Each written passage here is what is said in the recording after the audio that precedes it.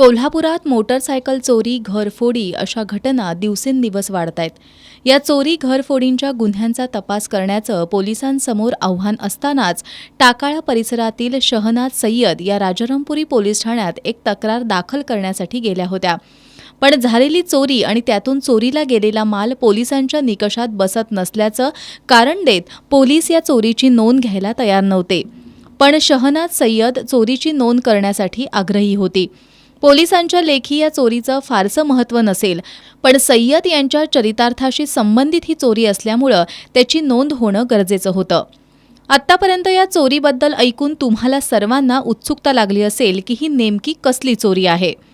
तुम्हाला सुद्धा ही चोरी किरकोळ वाटेल, पण सय्यद कुटुंबाचं नुकसान करणारी असल्यानं आणि या चोरीचं क्लोज सर्किट कॅमेऱ्यात चित्रीकरण झालेलं असल्यानं राजारामपुरी पोलिसांनी या चोरीची नोंद करत शहनाज सय्यद यांच्या फिर्यादीवरून राजू कसबेकर या संशयितावर गुन्हा दाखल केलाय.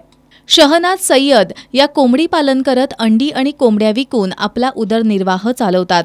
पण किंक्रांतीच्या आदल्या रात्री सय्यद यांच्या दारातील जाळीच्या कपाटाचं कुलूप तोडून 10 कोंबड्या आणि 3 कोंबडे लंपास करण्यात आलेत. ही चोरी करणाऱ्याची किंक्रांत जोरदार साजरी झाली असेल, पण कोंबडी पालन करून उदरनिर्वाह चालवणाऱ्या शहनाज सय्यद मात्र हतबल झालेत. यापूर्वी सुद्धा कोल्हापुरात भुरट्या चोरांचे शूज, गाड्यांमधील पेट्रोल, रोपांसाठीच्या कुंड्या चोरण्याचे प्रताप पोलीस दप्तरी नोंद झालेत. आता किंक्रांतीच्या आदल्या रात्री घडलेल्या कोंबड्या चोरीचाही पोलिसांना तपास करावा लागणार आहे.